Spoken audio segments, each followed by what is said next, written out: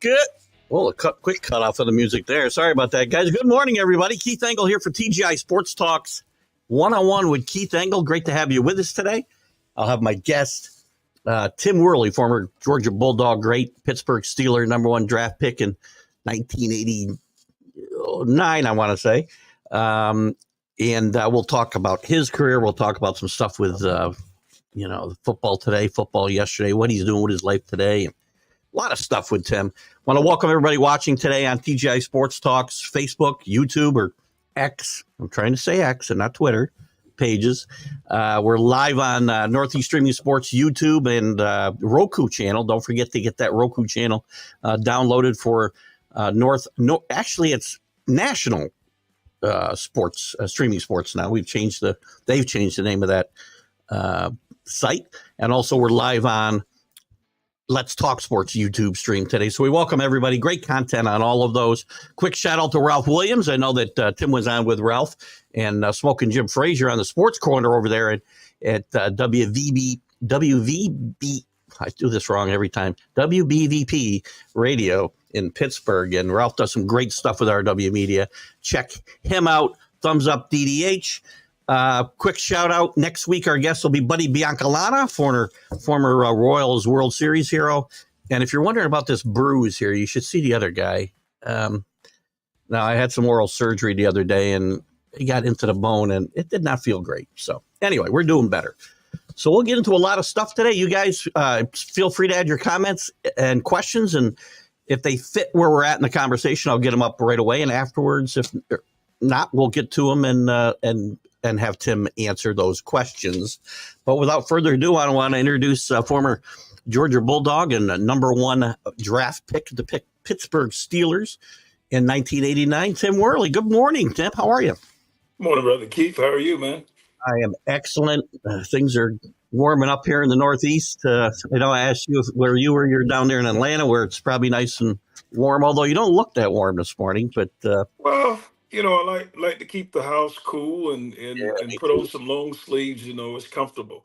That's what I like. I need you to talk to my wife. She wants it, 77 degrees all the time, and I want it about 61. So, well, as I get older, I wear long sleeves, a lot of mesh, a lot of stuff that keeps my joints warm. Yeah, I hear you. We'll say good morning, Rick Sherlock. I'm glad Rick's the first one, and big Georgia Bulldog fan, Rick Sherlock, one of my old schoolmates, and glad Rick's here with us today. Tim, I appreciate you coming on. And yes, sir. It's kind of a precedent with the draft last night. You were an early first round draft pick for the Steelers. Gosh, 25 years ago. Does it feel like 25 years ago? Actually, 35 years. 35 years ago. It doesn't. It really doesn't. But sometimes when I just sit and I look at everything that's going on now and the drastic change, it feels like it. It really does. There you go. That's my Perth Central School of Education. I always tell everybody my math skills are horrible. Oh my God. Well, listen, let's chat a little bit about how you got to that point. You grew up in Lumberton, North Carolina. We were just talking about it. A football star. You were a track star there too, as well. Who were your early influences in your life that got you headed down the path of college football and eventually professional football? Well, one of the things growing up in Lumberton, North Carolina, we really sports was huge. It was a big thing, and you had all three sports. You had football, baseball, basketball. That were the key sports. Track came along and became strong, and even soccer. By the time I was in middle school, junior high, soccer became pretty popular. I played soccer too. So, it's all we had in the community. I was raised in a little town, Lumberton, with no more than 20,000 people. And I think it's kind of still that way.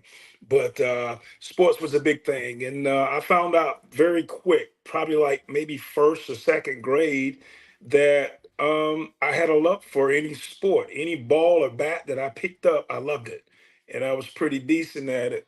And but growing up later, as I got older, I started to pay attention to guys like Walter Payton. I paid attention to guys like older guys, that I heard about, Jim Brown.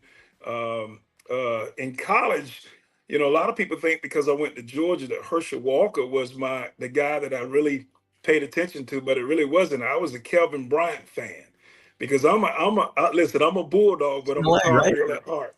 I'm a Tar Heel at heart, okay? But I love Kelvin Bryant, Ethan Horton, all those guys, even NC State, Joe McIntosh and Ted Brown and all those guys. So there was a lot of guys that I paid attention to, mainly running backs because that was my position. Interesting. Did you always know as you were going through those formative years that football would be the direction you took? You said you played a lot of the sports, and did you always know you'd go that way? Keith, if my story is unbelievable, because and things work out the way they're supposed to. Yeah, Now, I was gifted in every sport. I could play every sport at a high level. The only sport that I probably know deep down in my heart that I probably couldn't have took it to the next level as far as professional was probably basketball. Now, I was pretty decent in basketball too, all conference, average 14, 15 points a game for 3 years in high school straight. Six, 2.5, 6'3". I played power forward, had a 40-inch vertical. I was pretty strong, but that was my least liked sport. My best sport, Keith, it wasn't football. It was baseball and track and field. really. And yes, and yeah, it's amazing how things worked out. I always tell people, I believe that I was ordained and designed to have a connection to the state of Pennsylvania and the city of Pittsburgh. When I Interesting. was 16 years old, Pittsburgh Pirates coach from their farm league came and worked me out at pitching and in the outfield and played a little third and first base. Now, when I was 16, I had a 93-mile-per-hour fastball. So, and I still have a coach to this day back in my hometown. He's angry at me still. And you're talking about almost 50 years for giving up baseball, man. And so baseball was my sport. Track and field was my sport. I'm excited about the Olympics coming up. I was a sprinter, but football for me was so physical. And I was one of those guys, if I had to be in school, and with that frustration, if I could go out on the field and hit people in the mouth and in the chest and not go to jail for it, then hey man, I'm in. So, because I'll often see this with guys like yourself who are, multiple sports stars. You never got drafted by an MLB team before you went to Georgia? No, I actually gave up. I stopped So you playing stopped playing, baseball right? at the age of 16. When I I, went over when I went into my sophomore season of high school, I gave it up. And here's the reason why. I had coaches that was, they coached me well, but football and track and field began to dominate. yeah. And so track and field and baseball was pretty much played at the same time. So I couldn't do both of them at the same time if I really wanted to be effective and 100% in both. So I really concentrated on more the seasonal track and field, and that took me. That was kind of year round for me. So as you progress through high school, you obviously end up choosing the University of Georgia, where you had grown up, as you said, a Tar Heel fan and even a bit of a Carolina State fan. NC State, yep. Yeah. Why were there? Who were the other schools that were interested in you, or you were interested in going to, besides maybe the Carolina schools, and where you ended up? Well, as I begin, and I want to tell the young people out there too, because we live in a time now where the kids focus just on one sport, one particular sport, and I mean that's cool, but back in the day, we played every sport. If you got the gift to play it because what it does, it keeps your body in shape. And one of the things I never really got hurt when I was in high school because I went into, when I left football, I went straight into basketball. When I left basketball, I went straight into track and field or baseball, and it kept my body. It worked different parts of your body, and you Yeah. don't really get too many injuries. Okay, but track and field was the sport that got me noticed nationwide in football because here I was always this big kid with a lot of speed. You know, my senior year in high school, I'm 6'2.5", 6'3", 215, and I'm running a 4.2 in the 40. You know what I mean? And so not only was the football skills there, but there were schools coming to watch me sprint and run the 100 meters and the 200 meters at my size. So it really got me noticed. And the schools, you know, outside of the Carolinas, you know, the Clemson, all the ACC schools, the SEC schools, I had a lot of even Pac-10 schools, a couple of Big Ten schools, you know, that recruited me, and it was exciting, man. What finally drove you to choose Vince Dooley and Georgia at that point in time?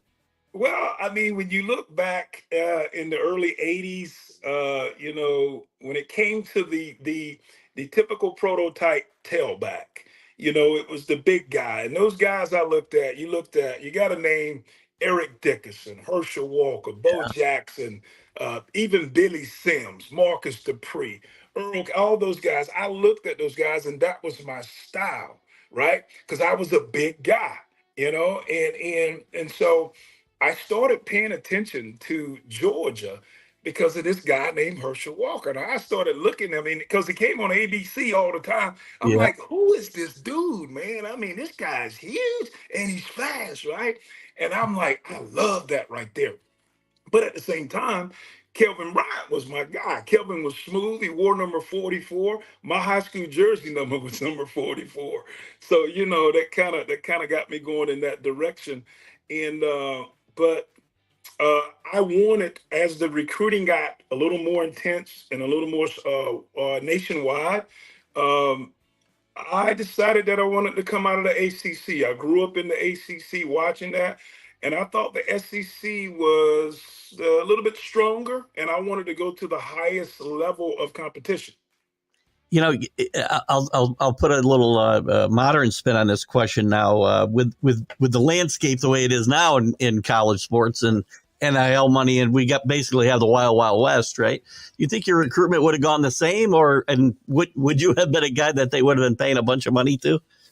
Yeah, they would have had to pay me a bunch of money because I'm telling you, we I guess, you know, when you go back and you read all the articles and the things that took place, I was considered a five-star athlete, running Yeah, back coming out. Back in 1984, I think they had me. I was the number one tailback in the state of North Carolina. I was the number three or either the number four tailback in the nation. And I think along with guys like Aaron Emanuel and Sammy Smith and Keith Henderson and all those guys, and even had a guy, I was trying to name this guy from out of Aliquippa, Pennsylvania. He was the number one tailback, but he got hurt when he went to Pitt. His name was Brian something. I can't remember it, Keith. But he was the number one. Aaron Emanuel from SC was number two. Sammy Smith was three. I was four. Henderson was five, and there was more guys too, but I can't really remember the names. So that's interesting. I always wonder with guys, like yourself back in that time or before even, if they do you sit there and go, man, if only I was coming out today. You got to think about that, right? With the landscape today. yeah, I mean, I think about it all the time, and you know, it happened the way it was supposed to happen because. And here's my take on it, Keith. Here's my take, and this is more from a personal growth and the things that I went through. And this is the way I think now because I'm almost 58 years old, okay? But I always put myself in the position of the athlete today, okay? And I tell people now, amateur sports is no longer amateur sports. Why? Because you're getting compensated for it, okay? And so I look and I ask the question, what was I thinking when I was 17 years old? Now, Keith, I'm going to be straightforward with you. I'm a godly man, and I don't tell lies. So, when I was 17, all I had on my mind was pleasure, pleasure, pleasure, and selfish, selfish, selfish. All even if I didn't say it, it was all about Tim. So I Yeah. want what did I want? I want what I wanted it, how I wanted it, when I wanted it, where I wanted it. So if I was 17 years old and you took a $500,000 or $1 million and put it in my bank account, Keith, you know what? Y'all will be visiting my grave today. Think about it. And that's Okay. and again, I wasn't going to go this direction, but do you feel? I mean, obviously, you have to feel that it's dangerous what's happening, putting this Well, type of money in young kids' hands today. yeah, it's dangerous, but at the same time, it was due. Now, I want the people to hear me. It was due. I think the money that's generated throughout college sports and football being in the lead, you have to do something with it. But um, the gate is open, the gate is flown wide open, and you can't shut it back now. It's too late. But my thing is, I don't have a problem with amateur athletes getting paid, get compensated. I used to always wonder, and you got to thank Brian Bosworth Yeah, for acknowledging that back in 1987. He figured, hey man, look at all these people with number 44 wearing my jersey in the stands and chanting my name, and I yeah, don't get nothing from it. I can't even get a slice of pizza from an alumni. Okay, so it was due, but it's gotten to a point now where it's becoming dangerous and it's very reckless because, like I said, when you take a couple $1 million and you hand it to a 17 and an 18-year-old, some of these guys are gonna wreck themselves, man. And now it's you got it in a place now where you if you don't feel good about any little thing, you can go to your head coach and say, look at here, man, I want to go. I want to transfer. Why? Because another school is offering me 50 more $1,000 than you are. What are yeah. we telling the young people? We're teaching young people, Keith, how to not process loss, pain, and when you run that way, we're teaching them to run from everything in their life, even their families, their marriages, their jobs, if things don't look right or feel right. That's an excellent point, Tim, and it's a slippery slope around for sure Yeah. uh, right now. Getting back to you a little bit, going to Georgia, you played for at the time and maybe still, depending on people's point of view, the greatest coach in Georgia history, in Vince Dooley. What was your relationship like with Vince and your time? Let's talk a little bit about your time with Georgia. Okay. Well, Coach Dooley was my guy. I was real tight with him and had a lot of respect. Probably one of the and I'm gonna name some of the guys that coached me, and unbelievable the leadership that I was under my whole athletic career. But Coach Dooley was that guy. He believed in me. He when I was not living up to what I'm supposed to be doing, whether it was on the field or off the field, he would always let me know and encourage me. And sometimes he had to get very firm with me. But he was an excellent coach, excellent philosopher. He knew how to motivate you, and he was the type of coach, Keith, that you wanted to please. And when he walked up beside you on the sideline, pat you on the back or pat you on the butt or put his hand around you and say, what play you think we should run? And he asked me that, of course, I'm gonna say, give it to me, coach. I'm gonna go over the top. When he did that, I would have jumped to the moon. I jumped to the moon. I would have ran through a brick wall whenever Coach Dooley done things like that. That was the kind of guy and spirit and the impression that he left on me. And so I truly miss him, man. Miss him. Everybody I've ever talked to speaks very highly of Vince Dooley, as you just did. Do you think, and again, just to kind of bring it to the future again, has Kirby Smart now with a couple of national championships? Vince had one. Mhm. Has he surpassed him in the Georgia, uh, the pantheon of greats in Georgia, or is it still Vince Dooley? Of Uh, course, I think anytime now, to me, greatness is over time. mm, I mean, things can happen fast, and Coach Smart, he's been fortunate and he's done it. I think Coach Smart is an excellent coach, and I think he's on his way to probably be one of the best college collegiate head coaches ever in the history of the sport. Okay. And the thing about Coach Smart is he played the game. He played the game at a high level at the University of Georgia, and like I said, greatness is over time. Coach Dooley spent 25 years at University of Georgia. He's seen a lot of the ups and downs. He was able to get one national championship, but he's seen Georgia at its worst and he's seen Georgia at its best, and he spent a lot of years kind of mediocre. But he spent a lot of time there, and the thing that kept his career intact was, he was very conservative about stuff.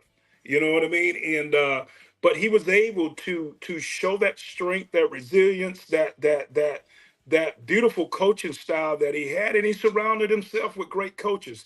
I see Coach Smart doing the same thing. Coach Smart, what I like about him, he's a defensive minded coach, which wins championships, and he surrounds himself with excellent coaches, and he challenges the athletes that he brings in. If you say you are a five-star athlete, prove it. And Right. that's his mentality. If you're not, then hey, you might not like it here at UGA. And I like the bar. I like the standard that he set. It's a very high standard, but those guys, those players that he's got, man, they're up to the challenge because their whole families are involved. That's what it's all about, family. Great point again. We talk about a lot today, uh, Georgia, Alabama, but the rivalry really through the years has been Georgia, Florida, as we know, the greatest out there cocktail party. Uh, Tell us a little bit about that rivalry. I want to talk about that, and I guess as we go through that, tell me a little bit about the evolution of the new Four Horsemen at you borrowed a name from the great Notre Dame team from, gosh, I want to say the 40s. Tell us a little bit about that and the rivalry with Georgia. Well, Or Keith, Florida. I'm gonna go ahead. I'm gonna go ahead and say we're the original. We're the original. We're the You're the original. I'm just original kidding. Four. Okay, We're the original. I'm just kidding. that's fair. But let me get into talking about the Georgia Florida. Yeah, One of the things with when I actually committed to Georgia and made a couple of visits. Back in the day, it was a little bit different. But when I committed and made a decision to come to Georgia, that's one of the first things that people talk to me about. Some of my teammates, fans, and all they talked about was Georgia, Florida, man. You wait to Georgia, Florida, Georgia. I'm like, yeah, yeah, yeah, yeah. Okay, I got to see it to believe it, right? And I look, I used to go back and watch some of the games against Georgia, Florida, and how Herschel Walker just would just rip through their defenses and everything. And finally, that day came, Keith, where I'm in the middle of that game, and it didn't start during the game process. It started during the week of practice. yeah. I noticed that the the intensity of practice and the hit and the physicality, everything just picked up. And they always said it was like a midseason bowl game. And that game lived up to that point. But when we went down there in 1985, me and a guy named Keith Henderson, we're in the backfield together. We were freshmen, both 18, 19 years old. Florida was ranked number one. We're ranked number 16 or 17. I don't know what it was. Nobody gave us a chance. Okay. But we knew as soon as on the first play, we started hitting Florida in the mouth. We knew that we could play with them. And when we stood our ground, we smacked them in the mouth up and down the field all day long. And me and Henderson, man, we hit Henderson had a field day. He had two long touchdowns for about 150 yards that game. I had a long touchdown with about 100 and maybe 20 yards. And that was the game I think that set the tone for both of us and set the tone. Most Georgia fans, that's what they remember about Tim Worley. Okay, is that long 89-yard touchdown that I ran. And keeping, you know what? Here's the thing. A lot of people, I try to give people inside stuff that they don't know. Do you know when you go back and look at that run on YouTube? When I hit that hole, I kind of went up and I came down, I hit that hole and I took off. My shoe came off my right foot. Oh, My shoe came off my heel. It's hanging off my, but you got to really look at it. And I'm the whole time trying to run full speed and slide it back on my right heel, right? And so it wasn't until I cut cross field that the shoe went back on, and you can see me hit another gear. I gotta watch that video again now because I have never noticed that. That's an awesome Yeah, story. you can barely see it. It didn't come all the way off. It's just hanging off my heel, right? And Yeah, so, yeah, yeah, that was amazing. That was just an amazing time. The Georgia, Florida, all the hype is true, and it lives up to what it's all chalked up to be. What's your thoughts while we're talking about the rivalry? Because they're talking about moving that to a home and home thing, right, and away from Jacksonville. Do you think that hurts this tradition? Um, in today's society, I don't think it will hurt it because, um, football is such a big thing in the world and in America. Uh, I would like to see it remain in Jacksonville, Yeah, because I found out my brother lives in Jacksonville, Florida. He's been down there for over 30 something years. But I found out there's a lot of Georgia people in the city of Jacksonville.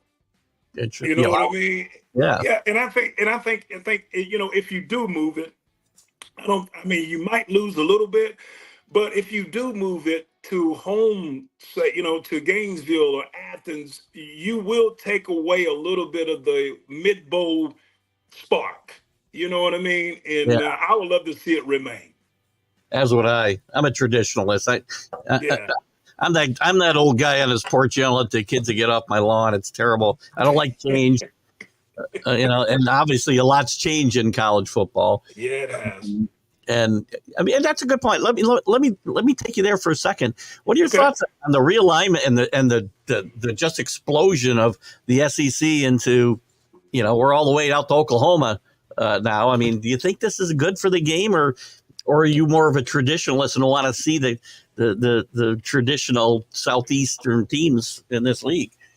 Well, I'm more of a traditionalist, and but at the same time, I'm a pliable when it comes to like pottery.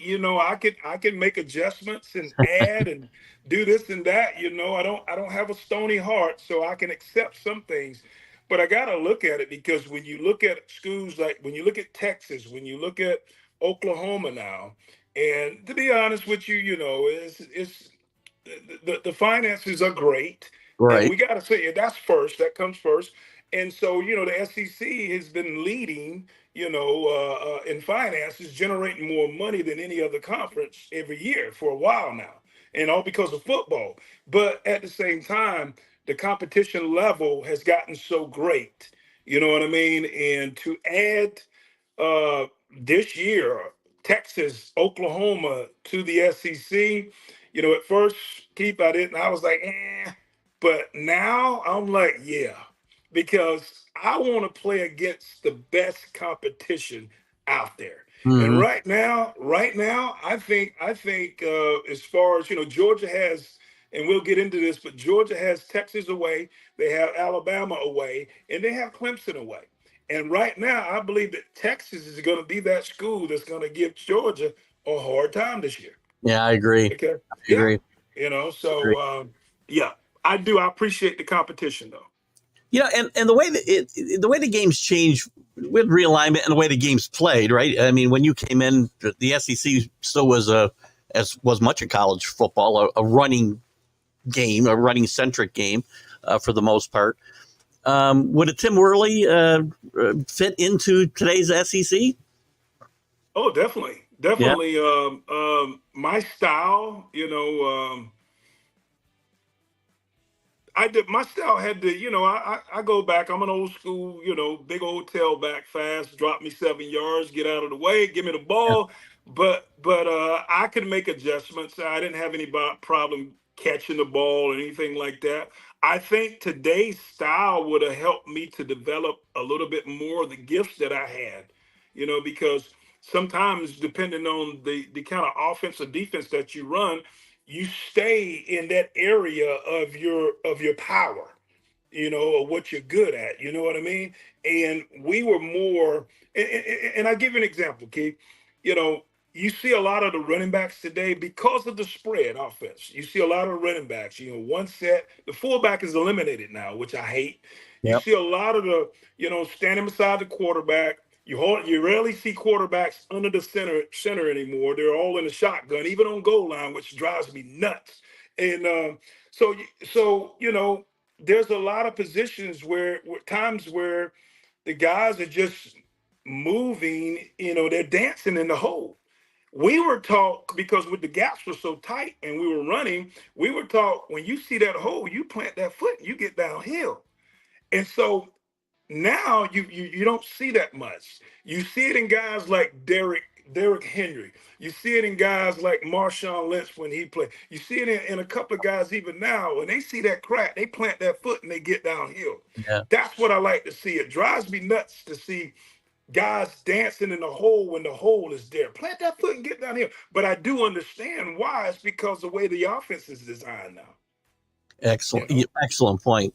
And guys, my just a reminder, my guest today, Tim Worley, former Georgia Bulldog great and Pittsburgh Steeler running back. We'll talk a little bit about the pro game here in just a second. Any of your comments, guys, we'll leave some time here at the end so that Tim can answer them. I can't get to all of them as we go along without breaking up a little bit of rhythm. So you had an injury in college. I mean, do you feel like, I mean, you had a great senior year, obviously, which led to you being the number 7 pick in the draft, which we'll get into in a second. Without the injury, do you think your college career would have been better? Maybe even, get my Heisman as you progressed? When I look back now, because I can look back and pay attention to what really mattered back then. Yeah. From this standpoint, the way I think now, what I knew, what I didn't know, what I cared about, and I realized back then I really didn't know, Keith, what I had until it was all over. Years after it was over, I realized what I had, and especially the influence over young people or just people in general. And I'll get to that. But I felt like God gifted me enough where if I could have spent, coulda, shoulda, woulda, but if I could have spent 3 years to 4 years like Herschel Walker, just for instance, getting the ball 30, 40 times a game, I believe that I could have got the Heisman by the time I was a junior. Yeah. And when you look at my career, Keith, I only played 2 years at Georgia. I know. I played 1 full season my freshman year. I blew my knee out in the 4th game of the season my sophomore year. And then I came back redshirt junior, played that season. And then I declared myself eligible for the NFL draft. So it was 2 full years and 4 games. And thank God I was able to recover from that knee injury, because it was a bad knee injury and it didn't really cut any of the speed that I had. Actually, I'll bring this comment up only because it's a little relevant to a couple things we've already talked about. We've found out this week Reggie Bush was going to get his Heisman back because of the rule changes and whatnot that are different than they were 11 years ago or whenever they took it away from him. Maybe it's more than that now. What are your thoughts on that whole situation and it coming back to him? I think it's due. I think Reggie earned the Heisman Trophy that year. That kid put on a show every game. And, I'm still a traditionalist, though, when it comes to certain things, Keith. You remember there was a time when the Heisman Trophy was handed out when you showed greatness over time. Yeah. Okay.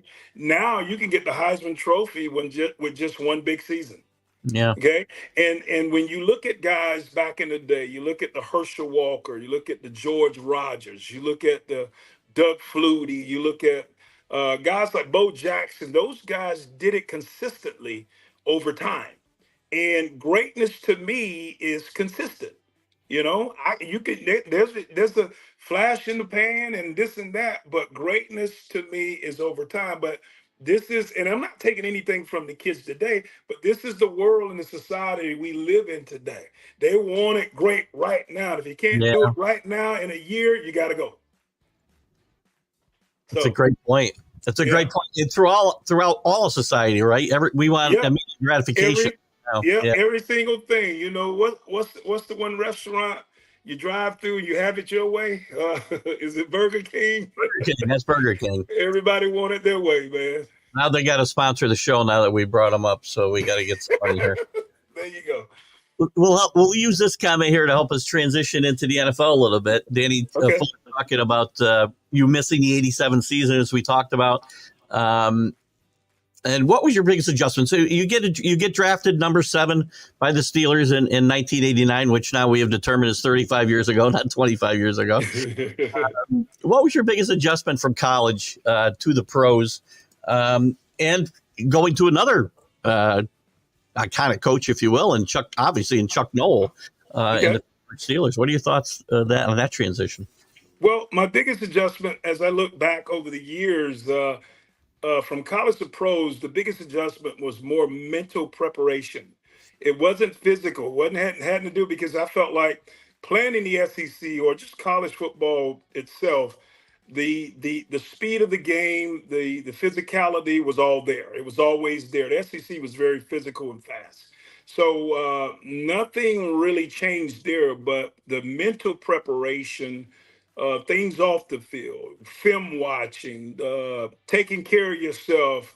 Now you're in the NFL. I'm in the league now. Now I'm not in a program. I'm an employee. And how do I make these adjustments? I just bought a brand new house. I'm a bachelor in the city of Pittsburgh. I just signed a multi-million-dollar contract. Pretty girls everywhere. And how do I have self-control?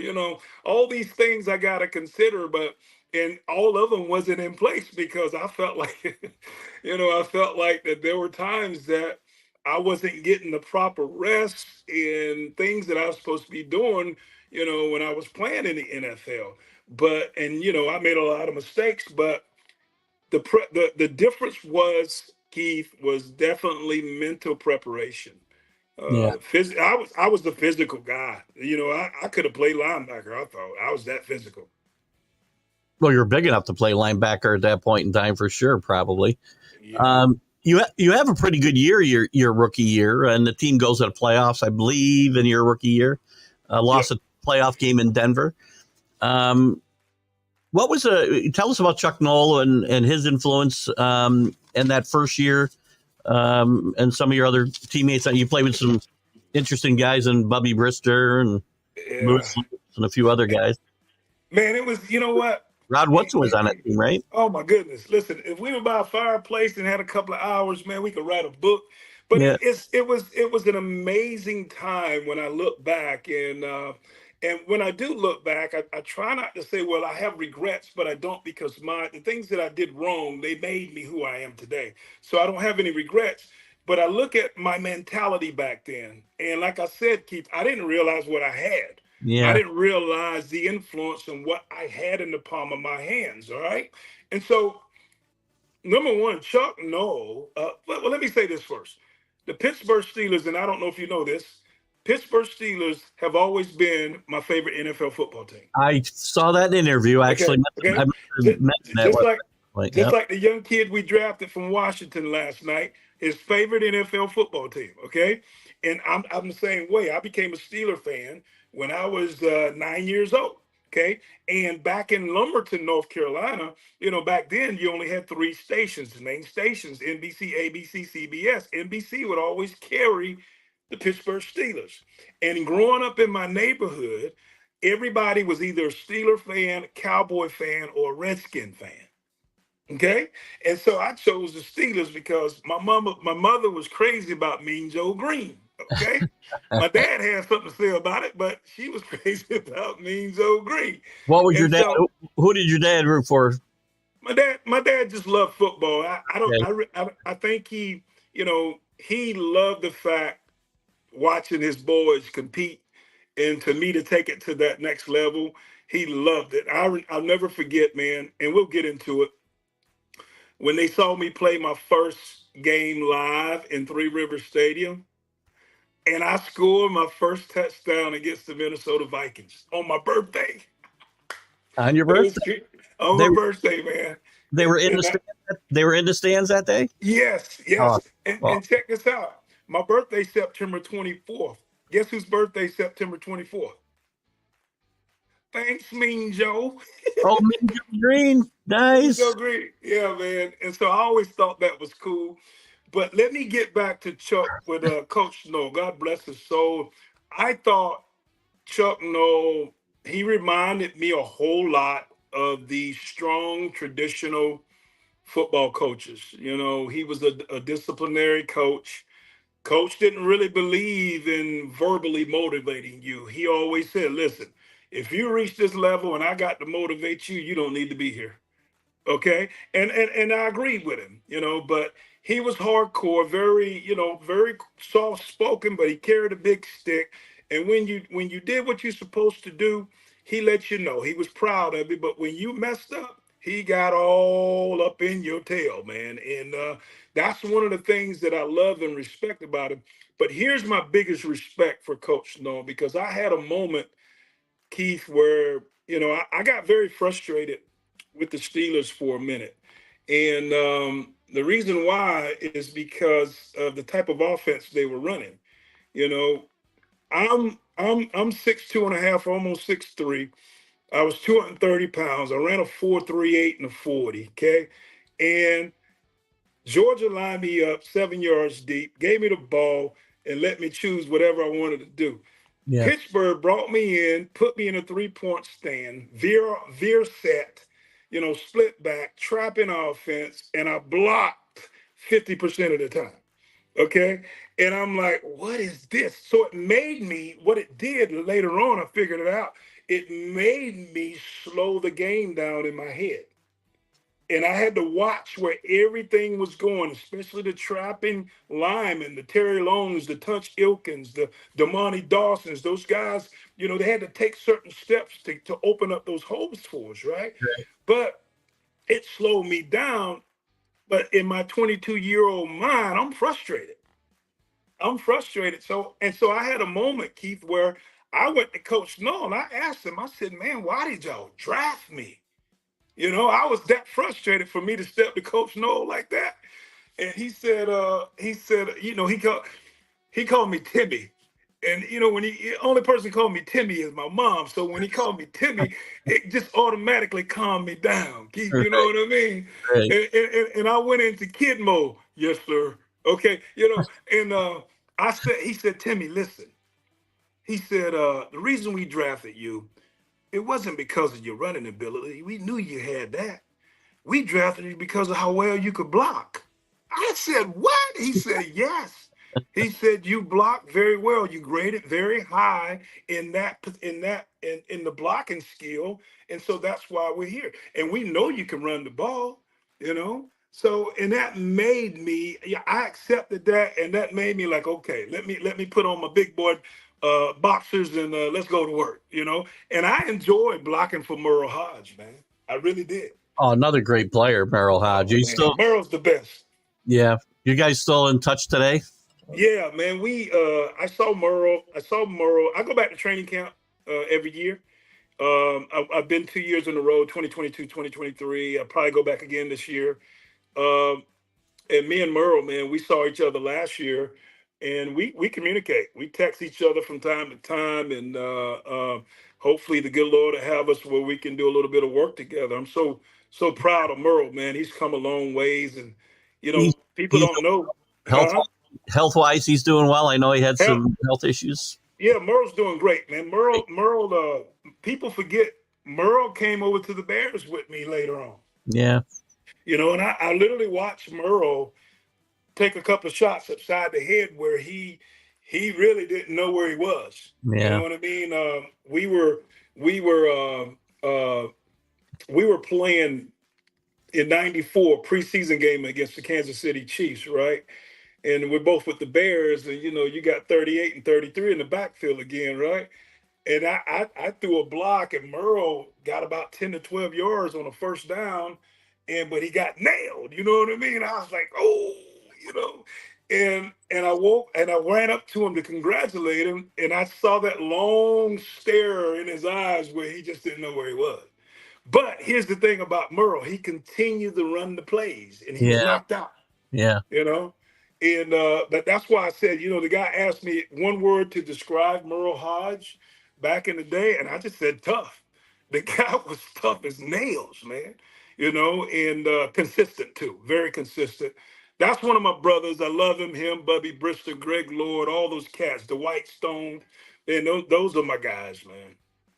So your pro career, your first year is your best year in Pittsburgh. Injuries hit, some off the field stuff. How do you feel about your pro career as you look back on it today? Um, I have to accept it, but I was totally dissatisfied with my pro career. I felt like I took my foot off the gas after my rookie year.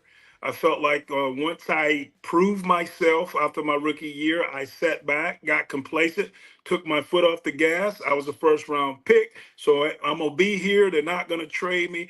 And so, Keith, I really got into I wasn't focused. I wasn't focused for a lot of years. I got into the nightlife, the partying, and all the self discipline just wasn't there. You know what I mean? And here you are. Here's I'm in my 20s. I got a couple of $1 million in the bank. There's all kinds of everything that I thought I desired and wanted of my flesh. It was there, access at everything at any time. What do you do with that when you don't know who you are? And I tell people all the time, Tim Worley never knew who he was until he was in his 40s, you know? Yeah. And I'll tell you, man, so that self-discipline wasn't there. So for me to get 67 years in the NFL as a running back was pretty decent considering that I was only focused maybe 2.5 years of that whole career. You know Yeah. what I mean? Um, I got back focused, when I took that 1 year suspension after failing my third drug test, in '92, and Coach Cowher came in, and I asked the Steelers to trade me because I needed a fresh start. They wasn't planning to trade me; they were going to let me play out my contract and become a free agent. But I'll never forget after the Saints game, in October, September, October, uh, Coach Cowher could see the frustration on me. And he asked me, in that Coach Cowher, moving the jaw and spit, you got to wear a shield when Coach talk to you. He'll spit on you, right? He said, Right. hey, Keith. He said, hey, buddy, you're frustrated, aren't you? I said, yeah, Coach. He said, well, what can I do for you? I said, Coach, we got the trade deadline coming up shortly here in October. I said, sir, shop me around and see if there are any team interested in a back of my caliber to come in and play right away. He said, "You got it, buddy." And I tell you, after the Saints game, man, it took 2 weeks. We played Atlanta on a Monday night. We played somebody else. Then we came back and played the Saints in Three River. I'll never forget. I'll never forget this. He came and told me. He said, "There's about 4 or 5 teams interested in you to come in right now and play." It was the Bears, the Packers, the Bucks, and the Arizona Cardinals, and the Cincinnati Bengals. And I started to say, I'm gonna go to the Bengals. No, I didn't. No, I didn't want to do that because Steelers, my boys. But listen, and so after the game, I'll never forget this, Keith. This is crazy, right? And this lets you know this is how business works. We were always off on we go in Monday, we're off on Tuesdays, right? So I'm out, I'm kicking it. I come in late one morning, Tuesday morning, 5 in the morning, sit down on my couch, doze off, wake up. It's about 7:30, 8 o'clock. And I wake up to the news sportscaster in Pittsburgh, and it said it was kind of like a special announcement, right? And it says Pittsburgh Steelers running back Tim Worley has just been traded to the Bears. I said, wait a minute. I said, hold on, I didn't mean it. You got to you be know, careful what you wish for, right? Yeah, man, and so I wanted it, but at the same time, when it actually happened, it was like a punch in the. I was like, oh my goodness, I Yeah. got weak, right? And right after that announcement, like no less than 2 minutes, Coach Cowher, my phone rang. It was Coach Cowher. He said, "Hey, bud, you need to come on over to the stadium." I said, "We got the deal done." I said, "Okay, Coach, I'll be there, right?" So I went in, spent a couple of hours at the stadium getting my stuff together, hugged everybody, shook hands, thanked everybody. And you know what, Keith? That same night, I was on the plane to Chicago at 7 o'clock that night, and returning kicks that Monday night against the Vikings. You know, to take everything full circle, I mean, we talked about regrets or lack of regrets because I really believe everything that happens to me in my life, and I feel like you're going the same direction, makes you the people that you are now, the person you are now. Yeah. So your successes and your failures, for lack of a better term, through your life have brought you where you are. There was an incident, I believe in 2008, that you credit with saving your life, and I'm assuming setting up the rest of your life. So talk to us a little about that and what's going on with you right now, and how you're helping give back. Okay, well, one of the things that, and I'll take you back to how everything began. Mm-hmm. Uh, Even through all my athletic gifting and all the gifts that God gave me, and I always acknowledge that. But even through all that, I knew that there was something different about me, Keith. I knew, and things happen in the spirit, and I don't want to get too spiritual, but things happen on the show. But things happen in the spirit, and then God allow it to happen in the natural. Um, I've always known since I was a teenager that there was a calling on my life. And that calling is to, preach the gospel. Okay. And I ran from it. I knew it. I was raised, in a church. I come from lots of ministers in the Worley family. My mom's maiden name's Gaddy, the Gaddy family. And my grandfather was a Baptist minister, right? But and when I was a kid, people used to always call me Reverend, and I'm wondering why you calling me Reverend. I couldn't stand it. You know what I mean? Stop calling me Reverend, right? And today they call me Reverend Pressure. But I used to be Deacon Do Dirty. No, I'm just kidding. But listen, but listen. And so I had a moment in high school, and I'm gonna get to where we're going. Had a Sure. moment in high school where there was an evangelist lady. She said, boy, she come in, boy, she said, Timmy, the Lord's got something special for you. He's got a calling on your life. I'm like, yeah, okay, all right, cool. And then she said, and then later on, she said it to me again, Keith. I was playing with the Steelers. I was about my second or third year with the Steelers. And I'm like, I'm the man. You know what I mean? And she saw me again back in Lumberton. She said, remember what I told you when you were 17? I said, yes, ma'am. She said, God told me to tell you that you're responsible for souls. You know what I said, Keith? I said, no, I ain't. No, I ain't. And so, man, I knew it though deep down. And I always, no matter at my highest point of my athletic career, when it was at its best, high school, college, even the pros, I never felt like I fit in. Hmm. I had to, and this is real talk. I never, and still to this day, I had to force myself to fit in. So how did I do that? With my personality. I was the comedian on the team. I was the comedian on the Georgia Bulldog team the whole time I'm there. I was the comedian. Hard to picture Huh? that. Huh? I was, man. I told jokes. I could mimic people. I was the comedian on the Steelers. I was the comedian with the Bears. You know what I mean? I told all the jokes. I even had Chuck Noll cracking up sometimes. Well, that had to be You know, difficult. yeah, man. And because I can imitate people, you know, and so so I always felt like I never fit in, Keith. And I thought it was weird because I didn't know how to talk about it. I thought I was weird. I Yeah. said, what's wrong with me? You know what I mean? And then I found out later, some of us we get set apart, not by choice. He chose me. I didn't. It says he loved me before I first loved him. So some of us get set apart. And I'll tell you, this is what happened to me. I'll never forget this, and I told this on the show the other day. 1989 playoffs, wild card playoff against the Houston Oilers, and we'll never forget that, right? Gary Anderson kicks the winning field goal. All right. I scored a touchdown. We played a great game. We're headed to our second round in the playoffs. But the night after we won that wild card game, flew back from Houston. I had a limo waiting on me, Keith, at the Pittsburgh airport, right? Me and a couple of guys, I ain't gonna name no names. We just get in the car, we riding. We're gonna party in Pittsburgh that night. We're gonna listen. The place to be was Chauncey's. We're gonna go to Chauncey's, right? Some of the Pittsburgh people, they know what I'm talking about, right? And so we riding, right? We popping bottles of champagne and whatever, drinking a few Heinekens, and I had a come to Jesus moment, Keith, right in that moment.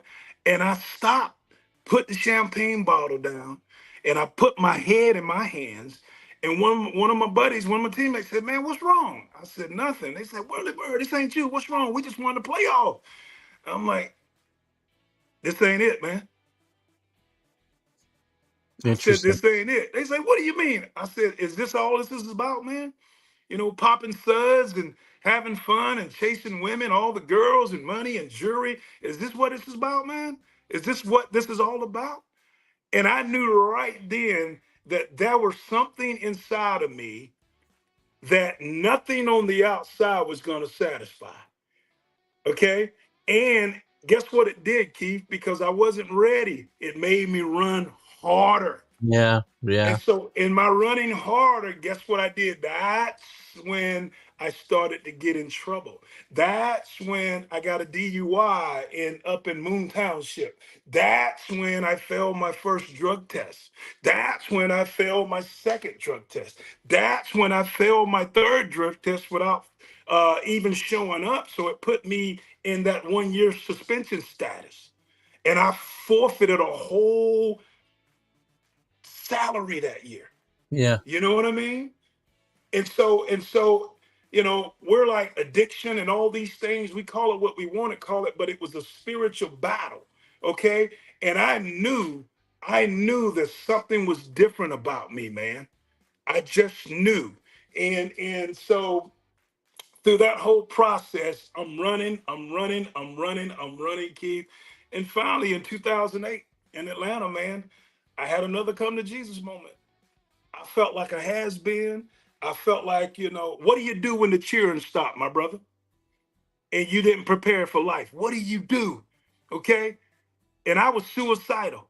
I didn't want to hear it no more. I was a has been. I didn't feel good about myself. So I got up one morning and drunk a case of beer in less than 45 minutes. Drove Yeah. to the city of Atlanta, drunk as all outdoors. Went out, came out of the club that night, the sports bar that night, Keith, and there was two Smyrna police officers about 150 feet from me. They watched me come out. I walked up 50 feet from their cars and I screamed, "Hey, follow me." I get in my car and drive, and less than 2 or 3 minutes later, the blue lights hit me. I said, "Uh-oh, it's on." Okay, that was that demonic spirit talking. I said, "Uh-oh, it's on." I was drinking Jack Daniels that night. That stuff make you crazy. But I said it's on, right? And so he pulled me over, and you go watch the videos on YouTube. You can watch the whole thing. Okay? He pulled me over, and I'm trying to be calm. He starts frustrating me, and I stand there. He went to put the cuffs on me, and I popped him. Pow. Okay? Now today, brother, I would be dead. Okay? Possibly. And Yes. so when I did that, I looked and saw the fear in his eyes because he was very short. And then he tried to spray me with the mace or the pepper spray. And I turned my back and walked away. And that's when he hit me with that taser. I thought he had shot me with that 40 caliber. But that taser, bro, let me tell you, if you've never been tased, 50,000 volts, you don't want none of that smoke. Listen, I was 250 pounds at the time. That taser hit me and dropped me like a bad habit, kid. And that, And man, I had a moment, man, that I stopped running. And that's what needed to happen to Tim Worley, or I was gonna kill myself or kill somebody. And ever since that day, my life has changed. And for the greater, okay, for righteously. Now, have I made mistakes since then? Of course, I'm a human being. But I know who my Lord and Savior is. You know what I mean? And I live a righteous life today, brother. I live a righteous life today, and I try to tell people about Jesus Christ as much as I can. and Okay. this, don't you spend your time giving back now, and from your That's experiences to young people and other people, I suppose. Yes, sir. That's all I do, Keith. I spend my time giving back what God gave me to give, and that's the love that He put in me. And when I tell you, I really didn't know what I had in my hands when I was that superstar athlete. I really didn't, but see now I do. And I'll tell you an instant that happened to me.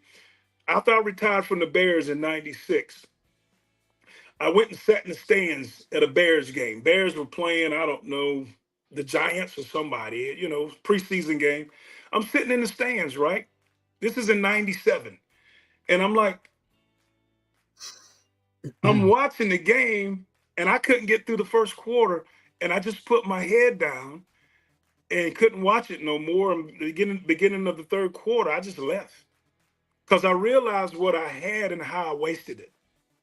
And what I realized, Keith, was the influence, the positive influence that I had, God gave me over people, mainly young people. What was I doing with the platform that God gave me? I abused it. I abused it. And it made me so sad. And I cried. I didn't watch football for 3 years. Okay. And so now, today that I'm born again, I realize the influence that I have and the influence in the platform. God's pulled my sports platform forward to glorify his name with it now. Yeah. And that's what I'm going to do. That's what I do every day. I use that. It ain't about Tim Worley. I use that platform now, the sports platform, because we worship sports in this world. We worship it. Look at it last night. We worship that. Yeah. 200 some thousand people, they're worshiping football. Yeah. Idolatry at its best, And see, God will take that same platform and he will use that with his soldiers to glorify him. I believe, Keith, now listen to this. I believe that the great revival, next revival worldwide, especially in this country, it's not going to be between the doors of what we call the church. It's going to be from a sports platform because we worship these people. Okay? Yeah. And I believe that God is going to use me to be one of the spoken vessels. I believe it. Why, Keith? You know why, Keith? Because I've been to hell and back, bro. I've been to hell. And the thing about going to hell, I didn't stop. If you're going through hell, don't stop. Just keep going. You know what I mean? And now I got something to say. I'm not afraid of death anymore. I'm not afraid of no man. The only one I fear is the one that can turn my soul, take my soul with him to heaven, or send my soul and my spirit to hell. It sounds like a very liberating experience for Tim Worley, for sure. But listen, when I say he woke me up, you know what I mean? He woke me up because I'm going to tell you, brother, I don't supposed to be here. The way I used to live, Keith, I don't supposed to be here. Yeah. I should be dead, man, but I'm still here. I got breath in my body. I'm still here. And as long as I'm here, and let me tell you this, Keith, I wasn't liberated. And I really didn't live. I thought I was living when I was making a ton of money, playing, superstar. But I look back, that wasn't living. That wasn't living for me. When I began to live is when Tim died to Tim. Glory to God. That's when I began to live. When I died to myself and I looked at you, brother, looked at like right now, Keith, I said, how can I help you? When I died to myself, I said, how can I help the children? When I died to myself, how can I help these other athletes, these other people? How can I help the homeless? How can I help addicts and alcoholics? And when I died to me, that's when I started living. Glory to God. It's obvious you turned your passion from sports and probably multiplied it into what you're doing today, just by the passion you show here talking about it today. It's admirable, sure. Yes, sir. Yes, sir. Well, he knew he would get the glory out of me. We're not built for glory. And when people that take the credit and the glory and the praise and all that stuff, they end up messing up. You know what I mean? And God is the only one that can handle that kind of glory and praise. Not me. It's a great. Go ahead. It's a great commentary on. I love your commentary on sports and the power that it has, and the people that go through the travails that you have and want to give back. Really impressed me a lot, and I've talked to a lot of people in those positions, and it always impresses me and makes me feel like I need to do more. So it's very impressive what you've done with your life, for sure. And I hope you do continue. And some of the comments like Danny here, I kind of speak to that. Your early life filled with more success and testimony, your leadership blessings, and he loves this interview and he loves the things that you're doing with your life. So Yeah. I see that. Thank you, brother.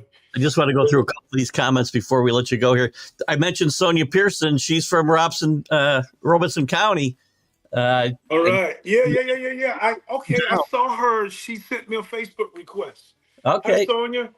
Sonia's got her own podcast too. She'd probably love to have you on, I'm sure. So Okay. check Yeah, that out. I got some things I'm working on. I can't talk about them too much, but some things that the good Lord has got for me, connected me with a few other men of God that played the sport at a high level, man, and we're gonna do what God tells us to do. So It's very funny. I think when Chris put this up, he was talking more about sports, but it also speaks highly to what you've been talking about since we moved on from sports a little bit. The Benjamin Franklin quote, if you do tomorrow what you did today, you'll get tomorrow what you got today. exactly. It speaks to what you talked about in general. Great stuff. Yeah. There's probably more here, but I don't want to keep you too long. You So can keep me, man. I ain't got nothing to do for the next hour. What you need? But I tell you, Keith, man, you know, we all have a talent. God gave us all a gift, and what we do with it, we're going to be held accountable. And one of the things for a lot of years, and I say this to help young people, I thought for especially a lot of young athletes, but I'm not just putting it toward athletes. I thought that my only gift for so many years was just being an athlete. yeah, And that's why I proposed the question, what do you do when the cheering stop and all that's over? Okay. And so you struggle to find your niche. And a lot of times that struggle come in because you're afraid. There's a fear because, when I retired from the Bears and years after that, I just lived off the money that I made, but I had to go get a 9 to 5. That scared me yeah, because I was in a program ever since I was 10 years old. I was sheltered and in a program because of my athletic gift. Okay. Even when I was at the University of Georgia, I was in a program.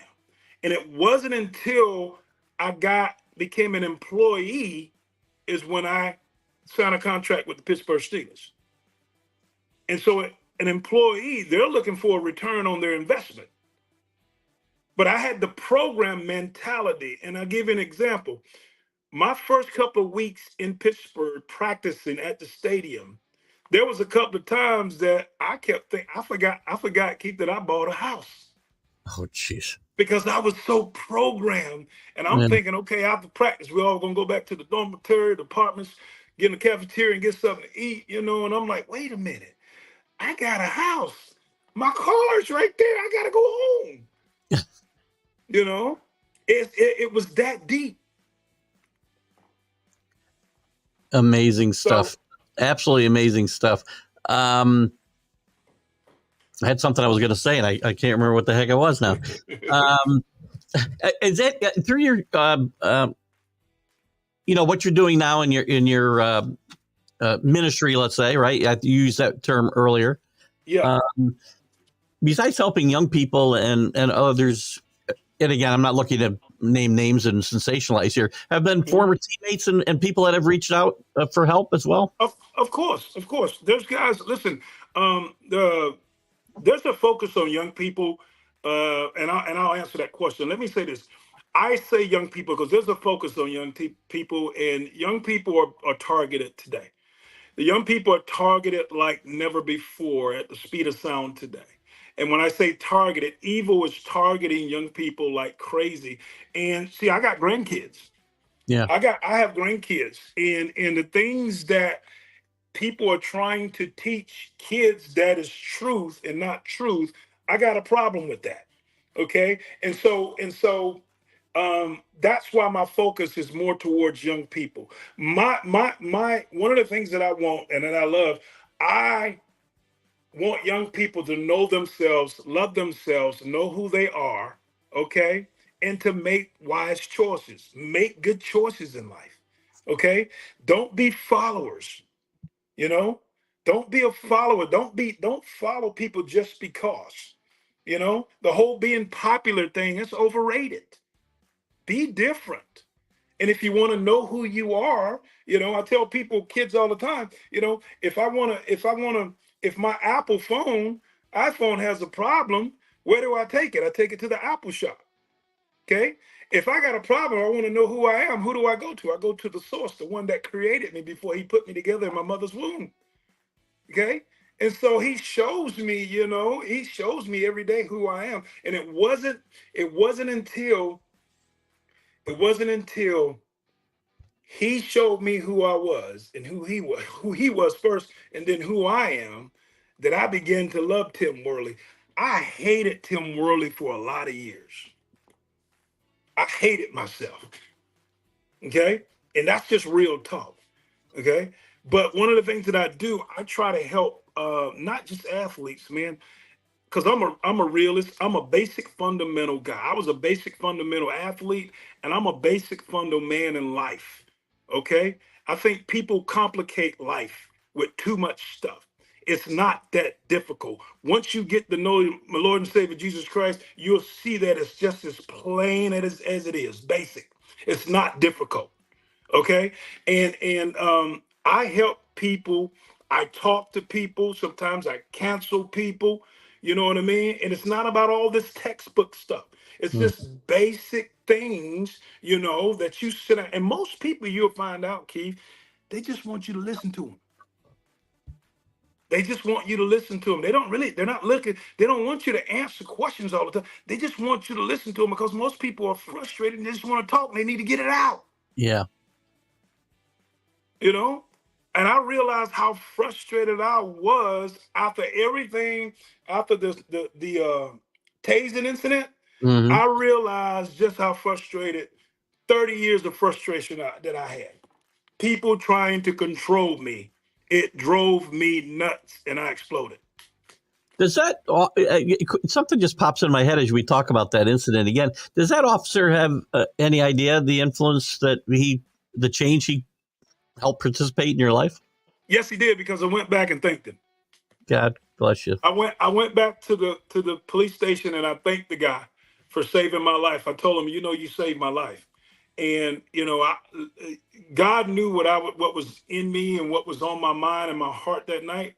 And so he put a police officer, I just call it, an angel in a police officer's uniform that saved my life. Okay. And I tell people hey, Keith, I tell people, yeah, buddy, I was zapped by Jesus. You know what I mean? But let me tell you something. It zapped Literally. me. It got my attention. And that was a lot of years ago. And since then, things have. I've grown so much. I've grown so much in the past 4 years, man. 3 or 4 years. I went through a divorce almost 4 years ago, and that helped me grow. And see, what people don't understand: pain is necessary. Okay, and also enemies are necessary. All right. Jesus wouldn't have made his destiny if Judas hadn't came along. Think about that. I And noticed you put up I think it was yesterday, a very interesting point about friends and enemies. yeah, enemies are necessary. Yeah. They're necessary. Let me tell you this, Keith, and the audience, pick up on this. Listen, your enemies believe in you more than your friends do, than your so-called friends. Because your enemies will move against you in a way because they know what you have and they want it, or they despise it. So your enemies, them acting out, them showing you that they're your enemy, which means that they believe in you more than your friends do. Nobody wants you more, Keith, than the people that hate you. That's for sure. That is a very true statement. Well, Tim, unfortunately, we could go on for a while, but I do need to wrap it up. And I appreciate you so much and coming on and sharing your story and this tremendous passion that you have today is really uplifting. And I appreciate you coming out and doing that. And hopefully we'll get a chance to do something in the future as well, because this has been a lot of fun for me, and I hope you've enjoyed it as well. And man. And I do hope I enjoyed it. It was beautiful, beautiful. I can continue to talk. If you notice, I got to get the gab. You do, I mean? You do, and that's good. That's good, because it makes my job a lot easier. I can tell you. You know, my mama used to tell me, "Boy, shut up sometimes." I said, "Well, Mom, I got it from you." Guys, I want to thank everybody for tuning in today for my interview with Tim, and I hope you've learned something important today that you can pass on to somebody as well. I want to thank Tim for coming in. We'll see you Sunday with the Sunday Stream of Consciousness. Next week on One-on-One with Keith Engle, Buddy Biancalana, or a World Series hero with the Kansas City Royals. You guys have a great Friday, and we'll talk soon. Bye-bye.